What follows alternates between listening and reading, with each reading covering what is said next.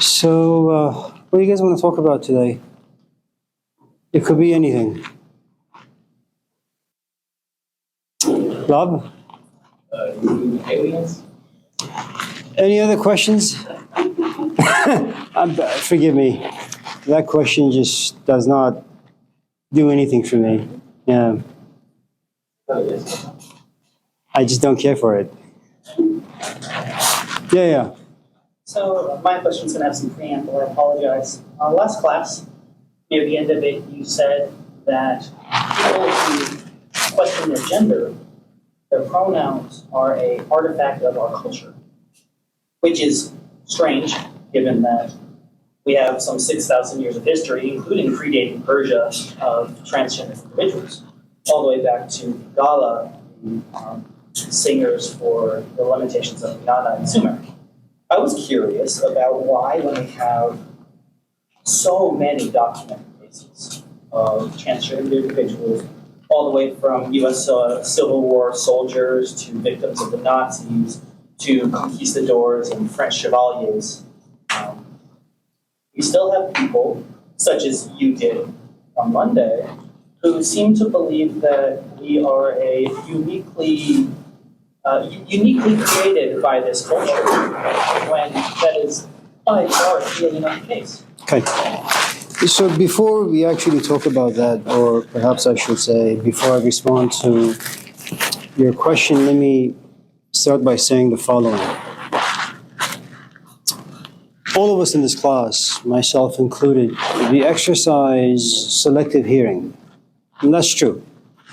There are things that trigger us, that we find interesting, fascinating, inspiring, and so we just focus on those things. And then the rest, for some strange reason, we become deaf to them. And this is not a fault of you or me, that's just the way our organism functions. I like most of your responses. I tell you decided to say that. But seeing as how you have a track record of intentional misgendering me, I know you already have no concern for flying out for people. A couple of things. First, I come from a generation where there were only, at least in my circle, only two pronouns. So there you're talking about a human being who's been in the habit of a he or a she for about 50 years. So that's an addiction. And all of a sudden you have a brand new environment that injects different set of words or pronouns, which means that I have to first be very, very mindful, given the fact that human beings have a tendency of being forgetful quite often. I mean, I just had a triple bypass, and I forget the fact that I'm going to die. I still do stupid things. Okay? So you have to consider the fact that all of us in this class, regardless of where we are, who we are, what we will forget even the things that are most important and intimate to us. Okay? So I have to be mindful of the fact that there is now this addition to language that oftentimes I forget.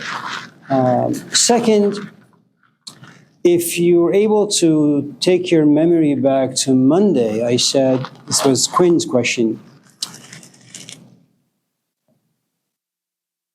there are things that are real and there are things that are counterfeit. That's how I started my response to a question. Is it true that there are some people, the moment they have the ability to reflect, perhaps, they can come out and say to their parents at the age of 2 or 3 or 4, this is not the right body for me, and I don't know why. Barbara Walters had done this wonderful, wonderful interview with three kids. This goes back maybe 10, 15, 20 years. But what caught my attention was this, I think, 4 or 5-year-old girl, if I'm not mistaken, that at the age of 2, her parents found her with a razor blade in the shower because she wanted to, or he wanted to cut off his private. And the parents were horrified.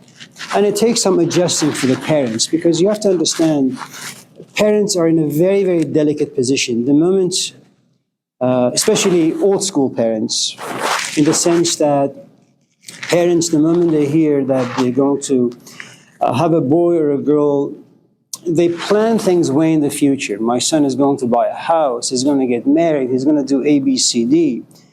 And for the longest time in our history, a parent would never say, well, I'm not really quite sure if it's going to be he or she or they or this or that. Okay?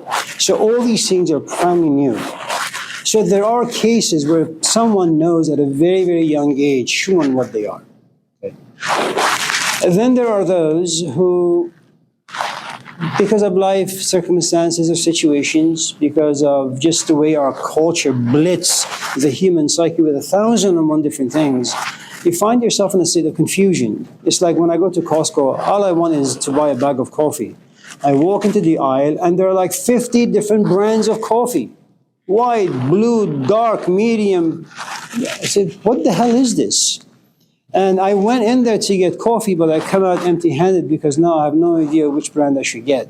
Right? And all I was really suggesting was that in every aspect of life, you have real marriages, you have counterfeit marriages. You have real conversations, you have fake conversations. You have real gays and you have fake gays. You have real philosophers and you have fake philosophers. And that's just the way life works. You know, and I did say at the very beginning on Monday that I don't really know who's right and who's wrong. All I know is that when you walk into life, you're going to run into a lot of counterfeits. You're going to run into a lot of wannabe Malcolm X's. A lot of Jesus Christ, a lot of Socrates. And when you unveil a little, you realize, well, no, they're hollow, empty. That's all I was saying. You actually have made some really good points. I think actually very right in your discussion on the societal pressures, peer pressures, family pressures that people effectively in the closet for True. up until Yeah. late in life. So I'm not discrediting that. I think what you said was good. But I have the Sure. I have memories. Sure. Maybe being pushed on it a little harder than memory. And this is the question of why do people tend to ignore history when it is very easily done? Well, the other aspect is it's cultural. Look, this is brand new for the American culture. Now, it is true that it may have existed. I mean, look, is it true that at a certain point in our history we used to be polygamists? Absolutely. I mean, look at the Old Testament. You know, you have David and you have like 300 wives and 600 concubines. Is it true that we can actually practice that particular philosophy now in the 2024? The answer is no. It may happen slowly, but for the human mind to become accustomed to it, to become used to it, to see it as something normal, that's going to take a long, long time. I mean, look at segregation. And look at the problem we currently are having with desegregation. I mean, there are a whole host of issues, and it takes time for human beings to adjust. America is founded on a bunch of people who came on a boat from England because they didn't like the way religion was practiced. They didn't like the way people were behaving. They come here to purify, very much like what Martin Luther did to the Catholic Church around the 15th century. I don't like the practice of indulgences. I want Christianity to become pure, the way that Jesus Christ was. So he fights against the Catholic Church. Right? And it took some time for the church to ultimately say, okay, you know what, we're going to share our power. Half for the Protestants and the other half for us. This is what America is. It's dealing with a whole host of issues, and now you have the gay, transgender, LGBTQ community, okay? It's going to take some time to adjust. You need to kind of understand that you're not just dealing with the LGBT philosophy of life. You're dealing with the reinvention, redefinition of marriage, of human relationships, human sexuality, the structure of society. You have to get rid of a whole host of things for something to become acceptable. I mean, look, if, for example, I am your son, and you've made all these plans for me, one of the best stories that you will encounter, and it may be a bit of a digression, but hopefully some of you will enjoy it, it's by a man named Hermann Hesse, and there's a book called Siddhartha. I won't tell you the entire story, but what is interesting is this. So you have this young kid, right? He's got a great father, he's got a great mother, loves them both. He's a great kid. Every morning he wakes up with his father and does the rituals. Prays to the gods, does the sacrifices, the rituals. But once in a while, he has this whisper that sometimes turns into a roar. What the hell is all this for? Why am I going to school? Why am I in this relationship? And all these things happen very quietly. And you always keep in the footnotes, all in the background, because you don't want to hurt your parents. You don't even want to hurt your psyche that much. So you do what you can to forget. And you say, you know what? I don't think these whispers are true. There comes a point to this kid's life or psyche where he says, I can't get rid of these questions inside me anymore. Kind of like Leo Tolstoy. And he says, you know what, I want to leave my kingdom. I want to leave my money behind. I want to leave my houses behind. I want to leave my friendships behind. Even my best friends Govinda. I want to leave everyone behind and go into the forest and become like the rishis, the mystics. I want to figure out the meaning of life. But because he adores his father, he goes to his father and says, Dad, listen, I know you want me to be a lawyer. I know you think that I'm a guy, I'm a this, I'm a that. But I've come to realize that I really want to go into the forest and just sit and meditate, not eat any food, pray all the time. And the father says, no. And you've always obeyed me, your father. Continue to obey me. Just stay here. Love me. Love your mother. Do what we ask of you. Get married. Have kids. Ultimately take over my practice as a king. He doesn't say anything. He goes out and he stands still. And every time his father is really, really depressed. He's depressed because all of us parents make plans for our kids. I mean, I don't have kids hoping that they'll become homeless. They become addicts. Every single parent out there has injected these ungodly dreams and hopes in their kids. I want my kids to be better than I. And when I realized that hope isn't going to come true, I said, at least I hope my kids become a bit like me. And then I said, well, even if they're lesser than me, it's okay. At least, hopefully, they won't end up in San Quentin. The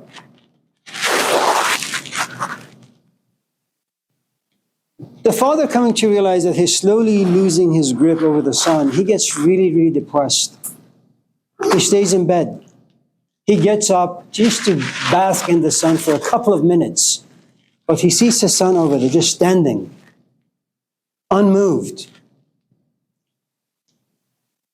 And he knows that he can no longer reach his son. He goes back to the bed, depressed. And there is this scene, and it's at the very beginning of the book, where he goes to his son and says, Siddhartha, if you want to go, go. Because you left us many, many weeks ago. And the point I'm trying to make is replace Siddhartha's father with a culture. And the only way any society can stick together, any society can have a structure, can remain cohesive and give meaning to its citizens, is by making sure no new thing enters it. I mean, look how much we struggle to keep our relationships from falling apart. We don't want new things to enter into it because we don't know what to do with them. What's happening in America for a long, long time now, this is more than like 30, 40, 50 years, you keep adding stuff to the culture. And then what happens to the human psyche when it has too many options? It falls into confusion. Because you don't really know where to go, what to pick. Confusion ultimately frustrates you, irritates you. And then you get angry. And then your Messiah, your intellect comes down to figure this crap out. It can't. Then it feels very isolated, very alone. Then it gets depressed. And then comes the pharmaceutical companies. You create a culture that demolishes, assaults people on a daily basis because you have no idea what to do with all this new information. So there is nothing wrong with my son coming to me saying, Dad, I think I'm gay. He needs to first know that I'm a 60-year-old man. I've had dreams and hopes, and it's not just about me. What the hell am I going to tell my parents? My dad is 90, my mom is 80. What am I going to tell the Persian community in Sacramento? We are a culture of shame. In other words, some cultures revolve around shame. Asians, if you pay attention to their community really, really closely, you realize they're a shame culture. They don't want to dishonor their parents. The first thing you need to know about Chinese philosophy is that you don't call anyone by their first name. Iska, what the hell is that? It's a name that only has a history of 30 years. If you call Iska by his last name, Iska Iscariot, let's just say, that goes all the way back to the disciple of Jesus Christ. That's 2,000 years. You have a history that's 2,000 years old. You can't just demolish that. That has a reputation, has a history. You know? So the point I'm trying to make ultimately really is, with every new thing that you accept in life, every one new thing, you have to lose about 50 things. And I think people need to be aware of it. There is nothing wrong if you're married with 20 years and you have 3 kids and all of a sudden, God forbid, or God maybe not forbid, you fall in love with another human being. Nothing wrong with that. Great. For the first time in 20 years, you've discovered your wings again. Now you can soar to the heavens and bask in the sun. Now you can be a poet. And all of a sudden, like Jesus Christ, you carry this cross of love on your shoulders. You say goodbye to your wife, to your kids, to your job, to your livelihood, to everything. That's great. But the consequences of accepting that new birth, this new resurrection of yourself, well, your wife will suffer, your kids will suffer. You know, your reputation, your parents. There is nothing wrong as long as you know the outcome of all these different branches. You know, and I think if you want to do right by people, you should make them aware of the consequences. And none of us know how the future is going to unfold. You know, and given our limited knowledge of ourselves, of everything under the sun, there is, I think it's wise to caution on the side of fear than hope. You want to be a football player, fine. Just don't drop school. Just in case, you know, you walk into the field and someone bangs you really hard and you dislocate your shoulder or break a kneecap or something and your career is over, at least you have something to fall back on. You know. Emil Durkheim was a sociologist some years ago. Forgive me, Connor. And I think what he said was right, in the sense that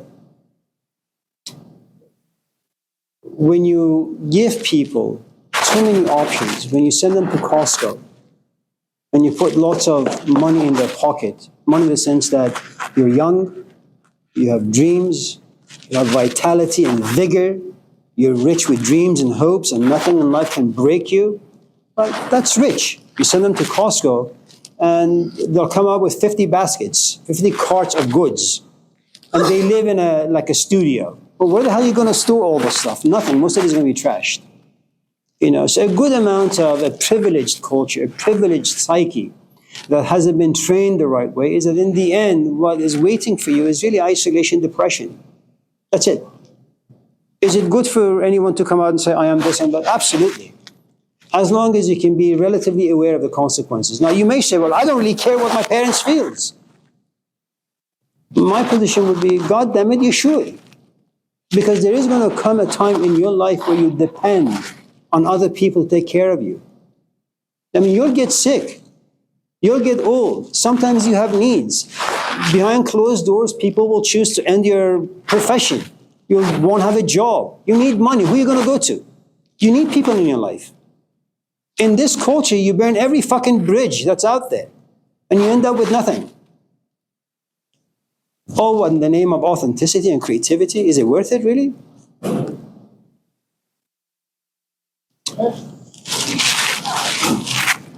Yeah, Connor, sorry. Forgive me. Sometimes the Persian in me comes out. I think that's fair. If you would call the East a shame-driven culture, would you consider the West a punishment-driven culture? Say again? The East is a shame-driven culture. Would you consider the West to be a punishment-driven culture? As in, we are punished to make sure we don't do things. Like shame is used to prevent people from doing things. I think punishment is universal, whereas shame isn't. Punishment is universal in the sense that I think what you have in the New Testament at least the Gospels, that human beings are born in sin, is profoundly accurate. And sin in the sense that nobody gets married to get a divorce. Nobody has kids and praying that they'll end up in prison somewhere. No one wants to sign up for a class to be assaulted, to be bullied, to be harassed. No one enters into any walk of life to be punished. We all do things because at the end of the road, we assume that there's going to be pleasure, there's going to be happiness, there's going to be success and contentment. So that is who and what we are. You don't scream as an infant to drive your mother away. You scream because you want her to come to you and feed you, hug you, nurse you, all that.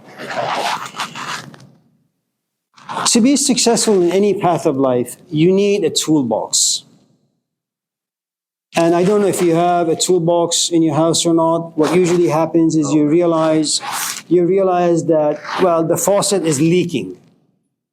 Okay? That's the first thing. Something is not working right. And you try to open it with your fingers and all that, it doesn't work. You need tools. For the first time, you go to Home Depot. Okay? Now, you're not a plumber. Okay? You're not good at any of the stuff. So remember, you go to Home Depot because you have ran into a difficulty, a problem. If you don't run into difficulties, you're not going to go to Barnes & Noble's looking for a self-help book. Okay? So a toolbox always needs someone who's experienced some pain, some disturbances in life. Okay? Now, none of us are ready for that.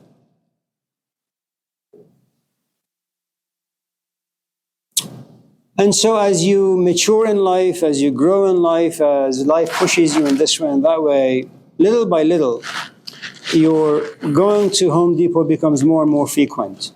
If you had a toolbox that only fit maybe 5 tools, now it begins more and more and more. If I was to make this personally, I would say in the past maybe 10 years, my entire garage is filled with tools because I like working making houses. That's what I like to do, okay? And because most of us walk into situations that we don't really have much experience in, you realize, well, this new situation is disturbing me a little bit. I need to figure out what to do with it. Why? We don't enjoy pain. We're not creatures who enjoy pain. So are we punished? Absolutely. From the moment you're born to the time you die, if other people don't punish you, life will punish you. And these ethical codes that society comes up with, it's really only for one reason, to safeguard human beings so that they don't suffer as much. How with social cooking? Whatever. Look, it's not that I don't want my son to come out and tell me that he's gay or this or that.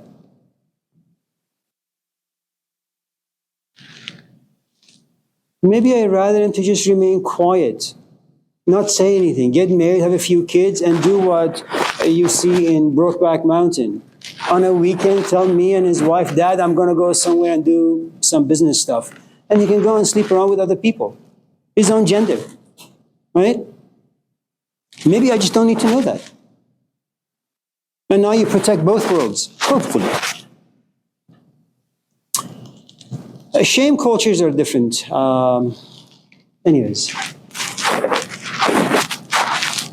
Let me just quickly tell you a little bit about just the emotion of shame, and I'll use the Old Testament, the story of Adam and Eve. So what you have in the story are 3 or 4 different characters. First, you have God. And there can be no one mightier than God. He's like the president of all of creation. He has power. Okay? He's always there. And he's a frightening character. Sometimes he loves, but for the most part, he's frightening. And when he tells you do A, B, C, D, God damn it, you better do it. Adam is fine obeying God. He has no problems with it. The problem is the woman. Eve, the spirit, the creativity that lives inside us. The fact that once in a while we look ourselves in the mirror and say, what the fuck is this life all about? It's not worth it. I do A, B, C, D, and in the end I have nothing. That's something that parents feel quite often when their kids leave. especially for women. I mean, you pause your entire life to raise your kids. In the end, at the age of 18, they leave. They won't even call you. Bastards. Right? So, the Eve part of you says to you, you have wings. Move them. The problem with flying is that you're no longer grounded. You don't care about the social construct. You're way up there. Your family's way down there. Okay? When they get caught, they have a fig leaf or whatever. So, and then they're ashamed. And then they begin to blame each other. Adam says it's Eve, Eve says it's a serpent, right? Nobody blames God. In fact, God should be blamed, but all that aside. And the point is, they have shame because they respect God. They fear God. In a culture where no one respects anyone, Like ours. in a culture where no one fears anyone, I mean, just go to Lakeshore. 10 in the morning, you have people with masks breaking windows of cars, grabbing stuff and running away. And sometimes they don't even wear masks. In a culture where there is no fear and no one cares for anyone, where kids feel abandoned at a very young age, well, there is no shame. The punishment comes in, make them apply. Much, much later in life, in prison, yes. Anyone else? God bless you, Connor.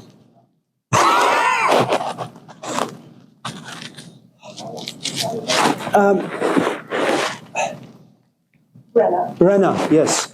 So, one of the things you talked about, which was about that was when new stimulus, new scenarios come into the father's life, he got depressed. But it seems like when new scenarios come into our culture, it's often something that creates fear and anger. And I'm wondering what your thoughts are about that as it relates to the rise of authoritarianism and fascism, which has become this kind of new wave in this country and around the world. If you what your thoughts are.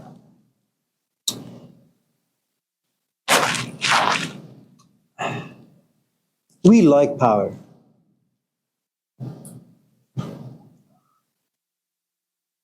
In relationships, romantic kinds, when one pays close attention, you realize one person usually has more power than the other. One person loves more, one person loves less, one person fears more.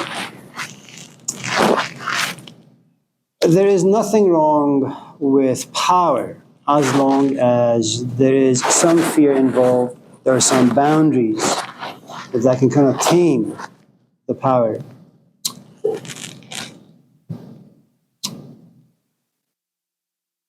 There was a book that came out many decades ago. It's called True Believer. I think the author is David Applebaum, if I'm not mistaken. It's a great book if you're interested. It's about cults. You may also be interested in another book called Killing Hope. It's about a guy who was in the military and the CIA and eventually got out and wrote how CIA, without much knowledge of the public, went into perhaps 60 different countries and started a coup.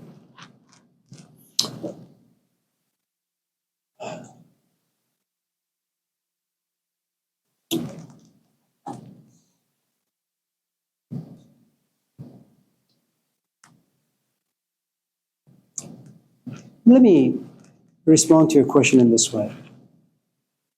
There is an interesting gospel in the New Testament where you'll find a Trump-like character. His name happens to be Jesus. Okay. It's the only book. It's the only book where he says, I am God, only through me. Before Abraham I was. I am the bread, I am the light. In other words, what he's saying is, if you are familiar with the first commandment of the New Testament, and the second one, which is only worship Yahweh. No one else, just me. That's exactly what Jesus says. What you have is a guy who has a tremendous amount of power. Add to it the fact that he is very articulate. He embodies inspiration and creativities. He gives birth to human soul very much like Trump does. But unlike Trump, if Jesus actually existed and the New Testament, at least the Gospels, are a relatively accurate description and depiction of who he was and what he said, profoundly eloquent. And what he's saying to the public is, go nowhere. As Trump would say, I am the protector of women. Okay? Jesus says, I am the protector of all humanity. Not just the ones in Israel or Jerusalem, everybody. Okay? And that takes some time for Jesus to say that, because when you look at the Gospel of Mark, he doesn't say that. When you look at the Gospel of Matthew or Luke, he doesn't say those things. What you have in the Gospel of John is ultimately the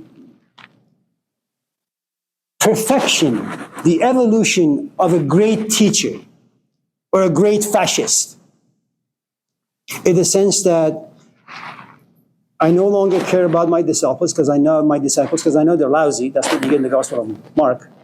I don't care about the Jews because they suck. You'll get in the Gospel of Matthew. I don't care about people in general. That's what you get in the Gospel of Luke. All I can tell you is this. People are hungry. People are looking for meaning because life sucks the meaning out of life. If you want to be inspired, look at me. If you want meaning, look at me. If you want guidance, look at me.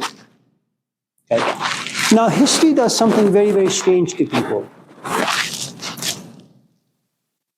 Moses was once demonized, now he becomes a hero. Jesus, again, if he existed in his time, was demonized. 2,000 years passed by. You blitz the human psyche repeatedly for 2,000 years, and all of a sudden he becomes a hero.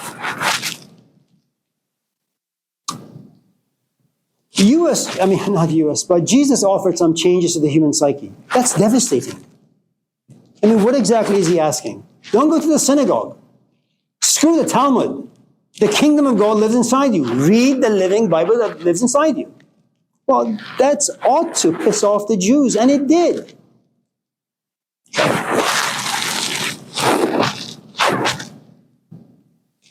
I'm not really so much concerned about fascism. My question to you, though, is, and it's not really a question, is you have two kinds of power.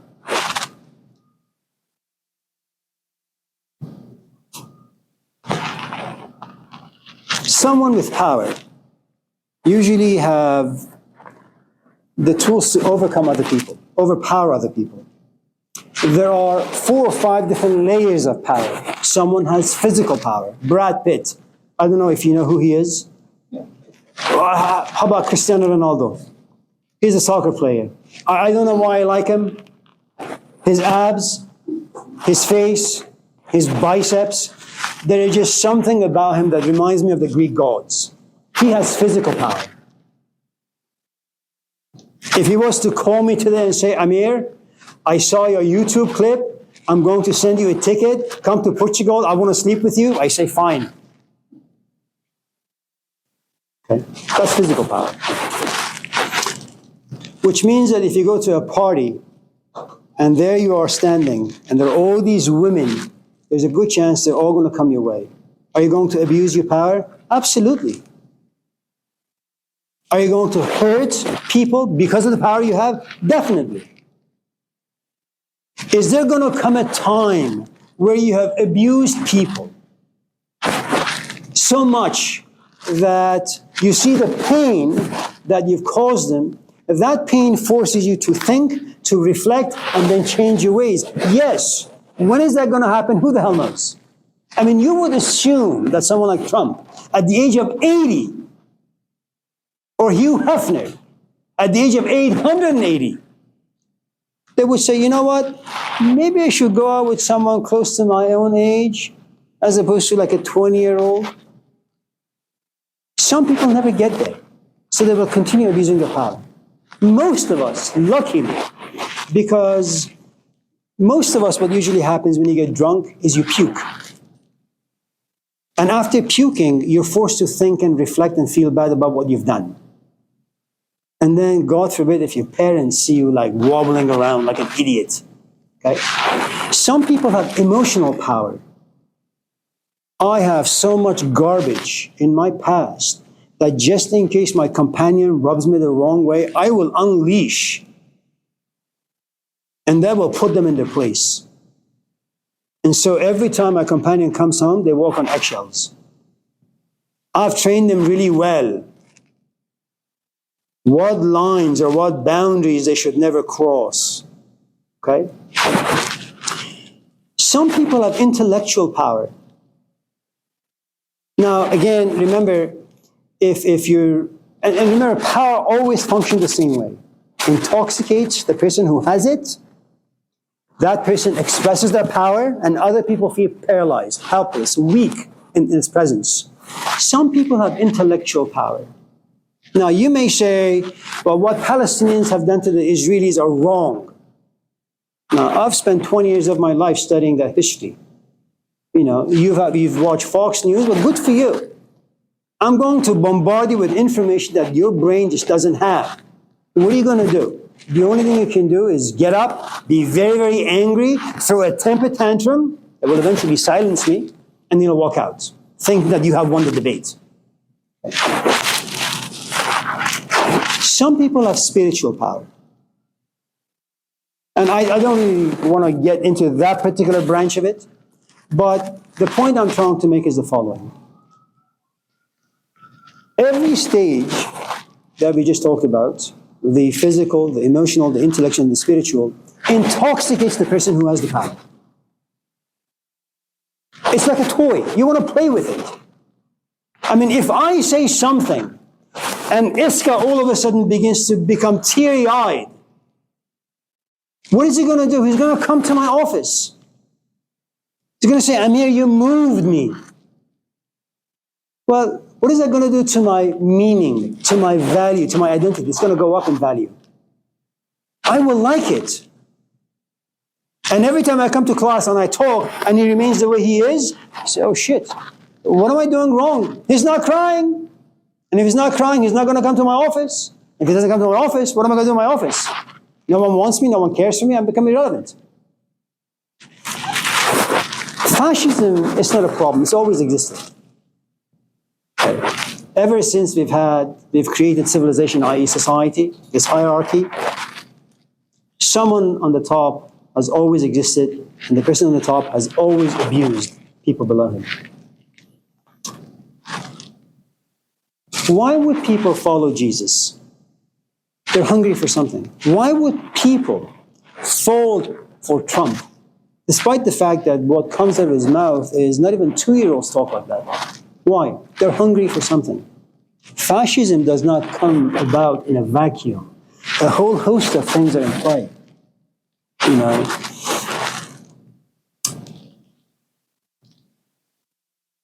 one of the things that usually happens in civilization is the only way you can keep a civilization from falling apart is by injecting a good amount of fear and discipline inside people.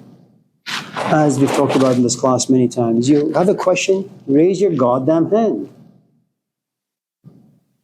Don't just talk 50 of you at the same time, because then it makes no sense. When that particular format falls away, then what you have is chaos. What exactly is it that Trump is saying? Who exactly is Trump? And why is it that when he looks at people, when he talks, people feel inspired? It's not so much about Trump.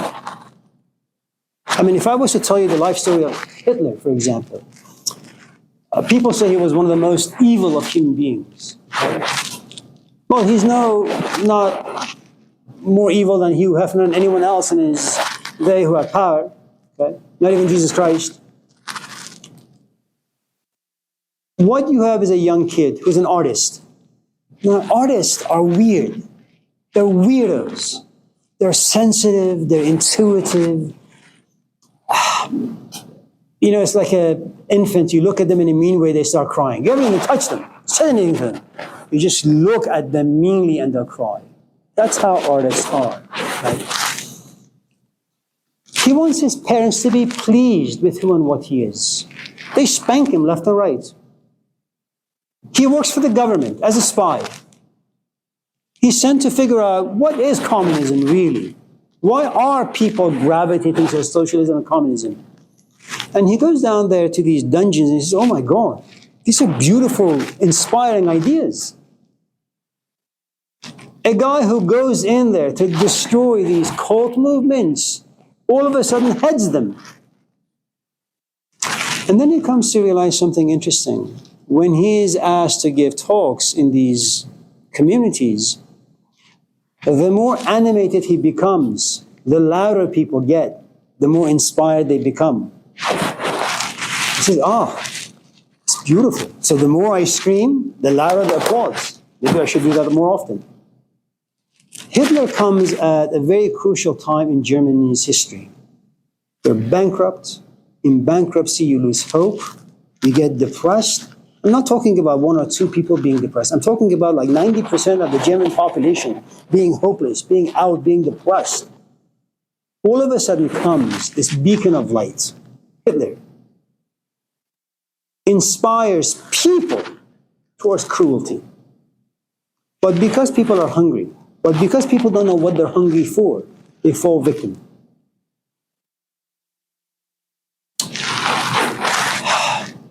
It takes a long time for us to recognize the good from the bad, the chaff from the wheat. That's just the way, unfortunately, we function. I don't know if you know this guy, and we've talked about him briefly in this class. Van Damme is, like fake Bruce Lee.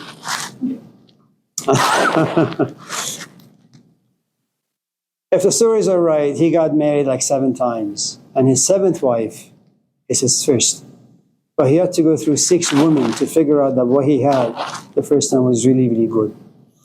We learn really, really slowly. It takes decades for us to learn something that's worth learning.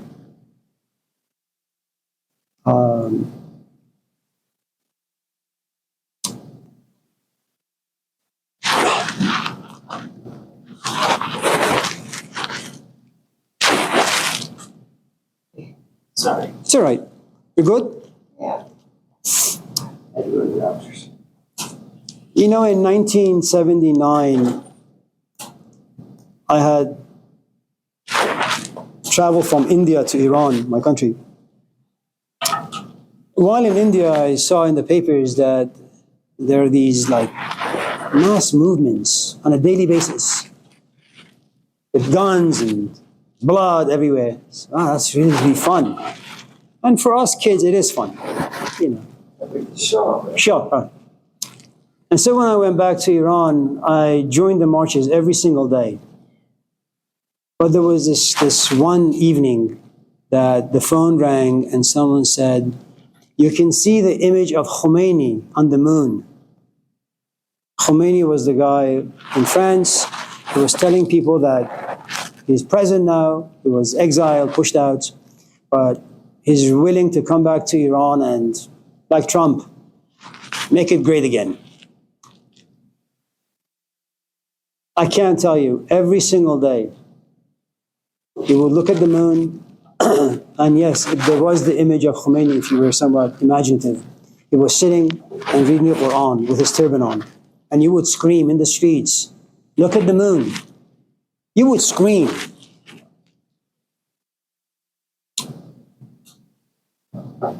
I can't tell you how many people we took to the cemetery to bury. How often the trucks would come and the soldiers would jump out with machine guns, open fire.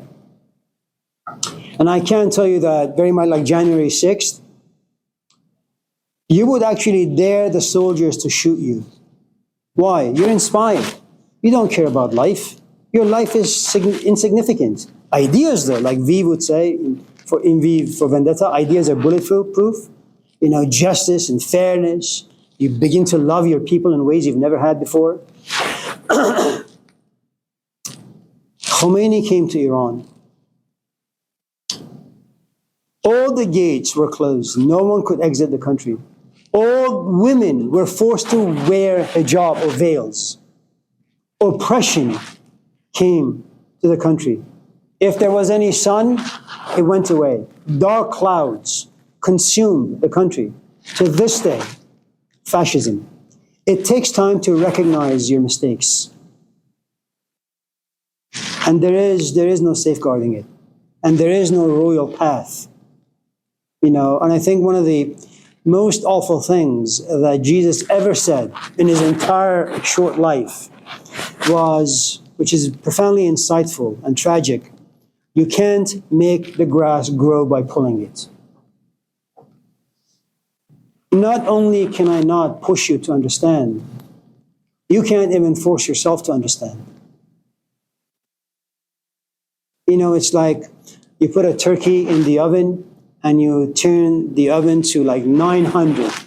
And the assumption is if the skin is like golden brown, it's cooked. And then you bring it out, you cut it, and it's raw. And that's the problem with people. Usually the turkey or human beings have to be in the oven, temperature 200, for like decades. And they have to get seasoned. There is this wonderful story. Forgive me for rambling on. It's about this chicken in a pot. Swimming, she's having a good time.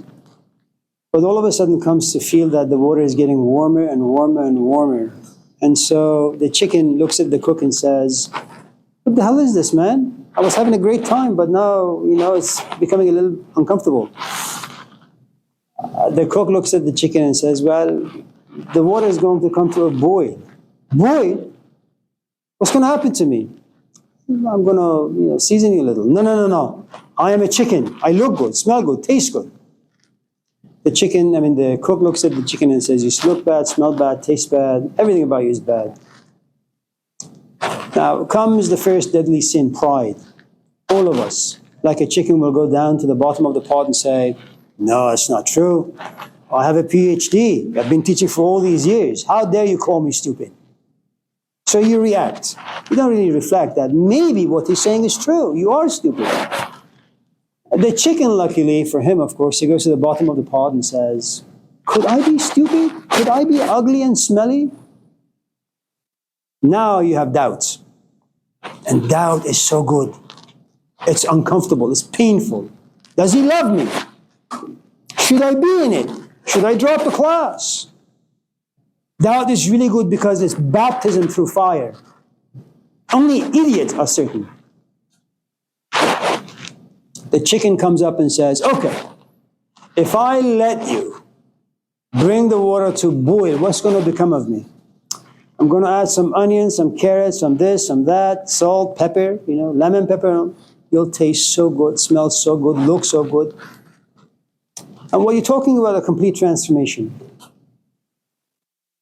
The chicken goes down and he has to kind of figure out, because you're talking about a future of a something that you don't know. I don't know how I'll be if I am seasoned in this way. It's great to sit and read the autobiography of Malcolm X. But when you read again and again and again, and you're seasoned by the culture of the book, by the ideas of the book, the next time you go out, you may not be able to hang out with your friends, and that's devastating. You may not even feel good in your own skin. Okay? The chicken ultimately comes out and says, "You know what? I don't like who I am, and I don't like what I am. Why don't you turn up the heat? Season me." But the chicken had to go through all these different stages.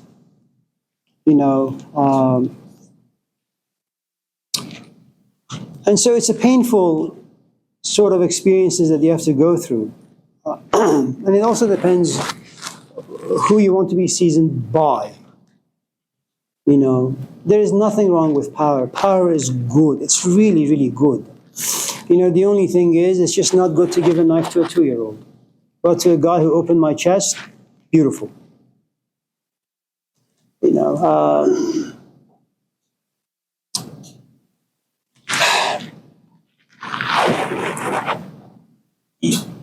You know, the tragedy for you and I, and maybe some of the other people in this classroom who have some age, we remember the Jimmy Carter and Gerald Ford. We remember the Jimmy Carter and Ronald Reagan.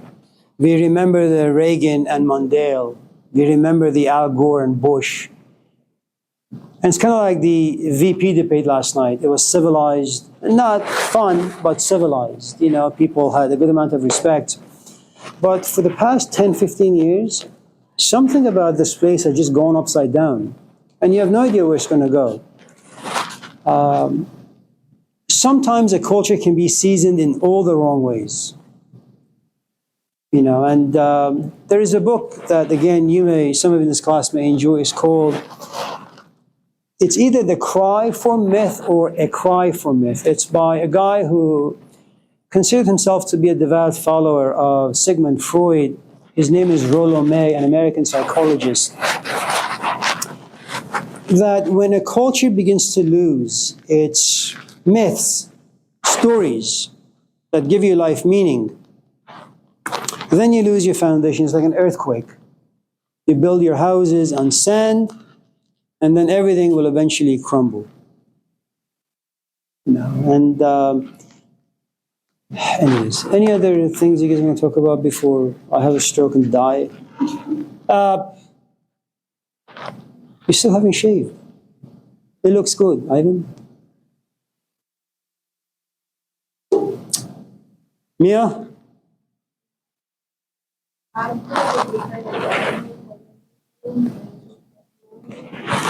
Oh man. B.F. Skinner was a behaviorist. So there are two camps. Generically speaking, nature and nurture. Someone like Karl Marx believes that human nature is good, but it's society, namely capitalists, the vultures of the human race, that contaminate and corrupt us. They make us greedy, they make us violent, they make us lonely and depressed. Other people argue, on the other hand, that no, like Jesus, human beings are born corrupt.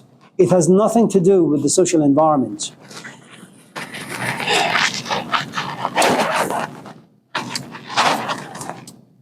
Can I tell you a personal story? And forgive me for this.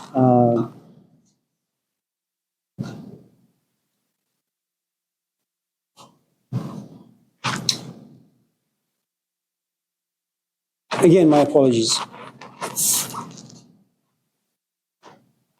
We were sent to America for one reason. First to India and then America to go to school.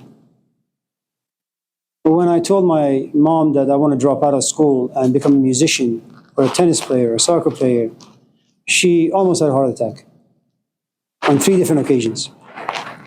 We were sent here only for one reason, to go to school. Because education for poor people like us from third world, enormously valuable. No one's going to care how much money you got. But if you're able to think well, speak well, have degrees, you're like way up here in society. Okay? No one even calls you by your first name. They call you doctor. So when I went back home after like 25 years, my aunt, my uncle, people I've seen, you know, I was born, raised with, they call me doctor. Doctor? What do you mean doctor? My name is Amir. Can you call me by my first name, please? My brother went to school. He teaches. He has his PhD in sociology and psychology. My sister is a pharmacist. She married a dentist. All of their friends for the past 30 years, all doctors. So just in case there is something wrong with your brain, you let me know. We have neurologists. We have neurosurgeons. We have cardiologists. Our community is like a Costco. We have all people who know ins and outs of what it means to be human. Okay? In that environment, there is this unspoken competition. If your son doesn't go to school, he's a bum. And we are a shame culture. As parents, we do what we can for these kids. AA means shit. It doesn't mean anything. BA means nothing. MA means nothing. You can't be less than a PhD. And everybody joins hands to make sure everybody's kids are going to school. That is the community. That community has certain forces inside. Those forces impose themselves on you. Okay? Now imagine, you have a different community. And I'll give you an example of a friend of ours. For some strange reason, he's so fucking angry all the time. And he's been drinking. And when he's angry and when he drinks, he's a great musician. He's very abusive towards his wife. And his mistake, he expressed his abuse in the presence of his child. That kid, he's done drugs, soft and hard liquor. He's been to therapy. He's 28, has dropped out of school 50 times. None of us will allow our kids to hang out with them. Why? Because all of us are privy to being infected. It doesn't take much for the human being to fall. Okay? Do community societies matter? Of course they matter because they inject different forces. If you were taking a math class, would you be asking the question you just did? The answer is no. Why? Because that environment inspires a different set of emotions, different set of thoughts. This classroom offers you a different set of emotions, different set of thoughts. Okay? To make any changes in life, you can't do it on your own. It's impossible. You really need a support group. You may love your dad, you may love your mom, you may love your siblings, but sometimes when you sleep at night, you may have these hints coming your way. They're really poisoning me. I want to stay in school. I don't want to take care of my mom or my dad or my siblings. I want to go out there and just make my life mean something. Given that at the end, you have to live your life by yourself. You may have companions, but your issues are your issues and no one can enter them. And no one can fix them for you. You got to be selfish in a healthy way. Look your mom, look your dad, you whisper to yourself, fuck you. You say I love you to them, but in your heart you say, fuck you, I'm leaving. Get yourself a nice little place, a nice little job, stay in school. Don't let anything come between you and school, finish it up. Okay? Become a nun for about 4 years. Then when you have your master's degree, go back into life. But when you go back into life, you have power. And you can't survive life without power. It's impossible. No one can. I mean, it's not enough for you to have a home if you're emotionally homeless and intellectually homeless. And things out there have stolen your soul. So whatever your circumstances, or anybody's circumstances and situations are, the other thing is no one is going to help you if you're not ready to receive help. And the only way you can open yourself up to change is pain. An alcoholic needs to lose his wife and his kids and his kidney and a liver and a this and a that. And when he is homeless, maybe then, out of this intense pain that says, just end your life, he may go to an AA. Without a good amount of pain, being baptized by it. At the same time, having a support system that understands that pain, why it's there, and how it can kind of help you, you won't survive. So does the environment impact you? Absolutely. Just ask yourself, why do some parents send their kids to private school if they have the resources? Why is it that some people just, I don't know if you've been to Montclair, there is this road It's called Snake Drive or Snakewood or something. It's like these houses in the middle of the woods. Beautiful. Why is someone willing to fork out like a $25,000 a month mortgage and property tax to live in the woods? The truth is they hate society.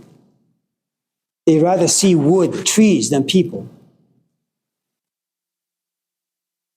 There is something about the wood that impacts you, the forest. I mean, go to Yosemite for a couple of days, stay there, camp out. Not in a hotel, steal a tent, okay, from Target, as I used to do all the time. Okay? Just go somewhere, especially when it's snowing, tent out. It's beautiful. And then after 2, 3, 4, 5 days, you say, okay, it's time for me to go back. And then you say, go back to where? Oakland? For what? Let me just stay here. Be like a Henry David Thoreau. But then you say, Oakland has trees. But if you don't like your environment, change it. And it's tough. You won't be able to, unless, again, you have support. Love? Carmen? What would explain the difference between someone who is ambitious and someone who is not? Because I think that for me, I'm pretty ambitious, maybe like borderline delusional, but my mother is really different about life. Yes. And so kind of like, he's very like go with the flow. Yes. But we're pretty close in age, so it's not, I don't see it as like childish. The advantage you have is you're a woman. Men are usually behind by 10, 15, 20, a few centuries. So by the time a man figures out how things are, they're like 90. They're no longer able to make any changes. They're ready to die. So your advantage is, and this is biological and psychological, it's not part of like society.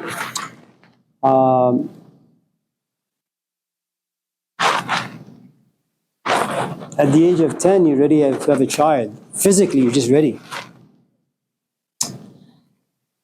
The very fact that girls have this unique relationship with their mothers, especially at least the way it used to be, moms being at the home, you know, being a housewife, being responsible, being the glue, the sun of the home. That does something to the psyche of a young girl. And women are responsible in ways that men can never be. And I don't know why that is. That's one of the injustices of life, I suppose. For those of you in this class who demand justice for all and everything, it's just biology creates injustice, and that's just the way things are. If you look at the Old Testament, the New Testament, they're all men. All these pricks confused, you know. Nobody knows what the hell is going on. They all go into the desert, try to figure things out. A woman? Are you kidding? How many women in the Old Testament or New Testament do you find that suffer from confusion? The sort of confusion that men suffer from? None. There are a couple, fine. But for the most part, women just know. It's a gift. But if you were to be like a lover of Karl Marx and read some of his works, he would say that capitalism has a tendency of turning all women, and I would say all men, into prostitutes. You know, it removes the intuition, the instincts, the gifts that are just given to us naturally. It just removes all of them. Being ambitious is really, really, really, really good, especially for the first maybe 10, 15, 20, 30, 40 years of your life. Because one of the things you need to understand, and I borrow this from Abraham Maslow, just the hierarchy, not the other parts, is that you need to be ambitious to make sure you have food in the fridge, that you have money. You can't be indifferent. Because if you're indifferent to the very basics of life that sustains your life, you're just stupid. And most of us learn this the hard way. You say, oh, I'm a hippie. I don't need money. Fine. Come back and see me when you're 35. Okay? Be ambitious about food, shelter, and clothing. I can't tell you how enormously important they are. Be ambitious about your relationships. Make them work. Not romantic ones. Make them work with your parents. Parents are always going to be abusive, always. Not physically, emotionally, they're going to harass you. Because they've been there, they've done that. They see that you're an idiot and you're making lots of stupid mistakes. Okay? So they make sure you don't repeat what they did. Be ambitious in taking care of your parents. It's good. Be ambitious in school. Don't be satisfied with an AA or a BA, especially these days with a BS. Doesn't work. Okay. Be ambitious in choosing the right companion in marriage. It's good. Be ambitious in getting the best job and making the most amount of money. It's good.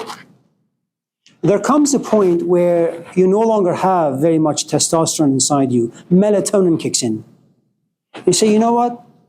I've had the sex, I've had the money, I've had the house, the car, the job, the degrees. I'm looking for something else now.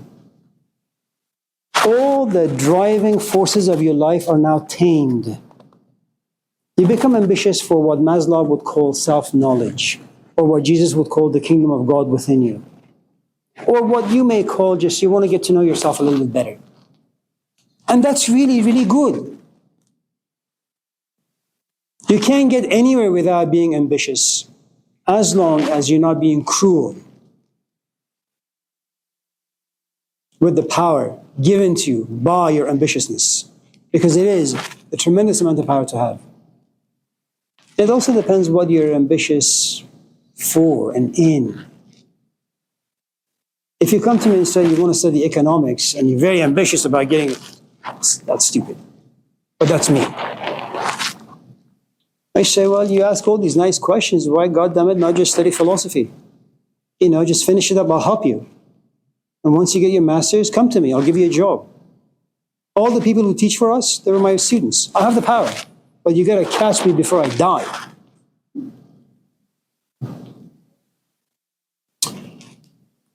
The other thing is, society has this ability, the cultural forces, it injects desires inside you, and it makes you ambitious. You just got to make sure you know what you're desiring and whether or not that's good for you. But you're far too young to determine that for yourself. Even though I know you're an American, you're an individual, you're autonomous, you're creative, this is your life, and no one has power over it, fine. Let me decide for you. I have 40 years over you. I know a thing or two.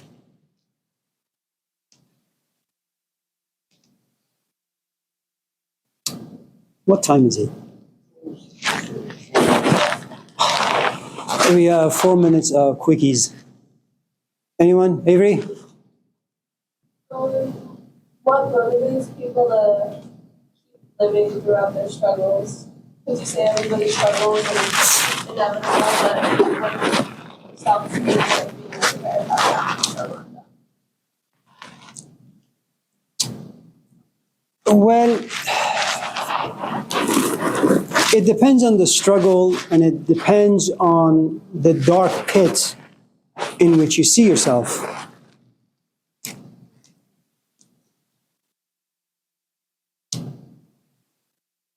There was a woman about 30 years ago, I think. She wrote this book. She was only 25. I think her name was Alexandra Robbins. And it was called Quarter Life Crisis. For the longest time in our Western history, the way you're initiated into maturity is when your dad calls you and says, come to the library, read a book with me. Or your mom would call you and say, come into the kitchen. So your initiation to maturity would be when an adult would initiate you into an adult activity. Today, the story is, well, I can drink now, and I can drive now, okay? So how you're initiated into adulthood is different. What Alexander Robbins argued in that book is that you no longer have to wait till you're 40 to go through a midlife crisis. Now you're at the age of 20 and you feel confused. There is a natural, organic confusion, and then there is a cooked, manufactured confusion. So let me tell you the organic kind. You depend on your parents for the first 4 years of your life. Then you realize they're losers. At least they can't answer all of your questions. Okay? So even though you hold their hand physically, you know that you can't depend on them emotionally because they don't really know if God exists, or how you came about, or why there are stars and they're not falling.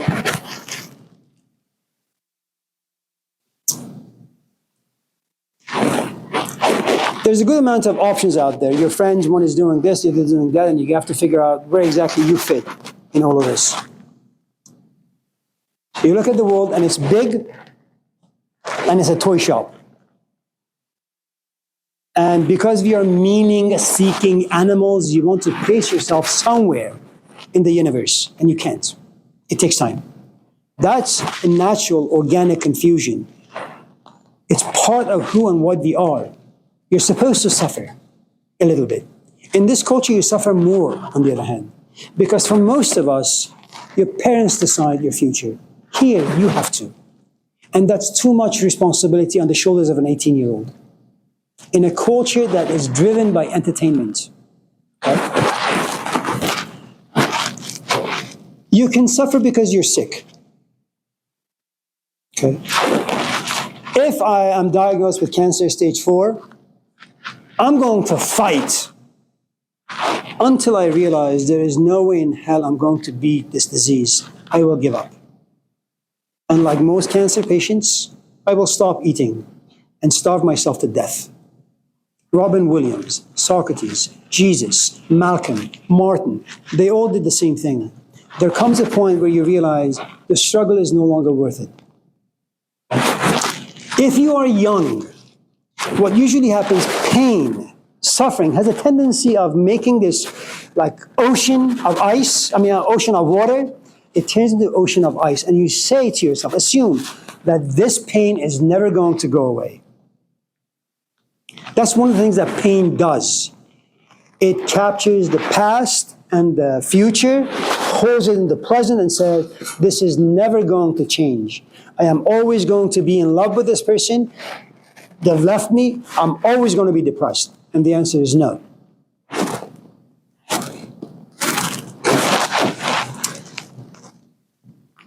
Because our own organisms will protect you against ending your life. One of the nice things about dreams, if you enjoy dreams and if you are interested in decoding them, is that even if you fall from a building, if you are holding a gun to your temple, okay, you will never see yourself hit the ground and die. Something about us says, wake up, and you do. It takes a lot for the human organism, because remember, inside you, Darwin was right. You are a living organism. You're not just a body. Something about you says, preserve life, continue with life. And that's why we've been here for millions of years. Life is not easy. I mean, watch Sylvester Stallone, that Rocky movie, I don't know if it was the 4th or the 5th or the 6th, that there is no boxer tougher than life. It's going to keep pouncing on you. And you're not going to beat life. You just have to get up. Okay? And so something about you is just there to make sure you will continue your existence. And when you're young and you're full of energy, that force is inside you violently and aggressively at work. Are you going to have moments where life just sucks and you want to end it? Absolutely. It happens to all of us. But hopes, dreams, support system, the very fact that you know how to speak and you can vent your frustration to your friends, use other people. Take advantage of them. Not because you love them or like them, because you can vent. Listen, depression is part of life. It's always been there. It's always been there. The only problem with your generation is you guys got nothing. It's like Wall Street with Michael Douglas. The first or the second one, he comes out of prison, goes in front of an audience of 50, 1,600 people and says, you know, you guys suck. You got no parents, you got no money, you got no savings, you got no car, you got no job, you got no this, no that. You're standing on nothing. What a culture is supposed to do is give you stories, and those stories will protect you. But when you live in a container that gives you nothing but shit, in the end, what you have is a life that smells really, really bad. My recommendation, hang out with people who have some stories inside them, stories worth listening to. Fuck. Even if they repeat the same story over and over. I've been repeating the same goddamn story for the past 30 years. I'm sorry we didn't get to you. Listen, have a nice day. If any of you want to come to the office or just after class, usually people sit in my office. I'm not there, but you're more than welcome to just go to my office, and I have clothes there. You can change into my clothes, eat my food. It's a nice, comfortable place. So you're all welcome. Okay. Have a nice day. Thank you.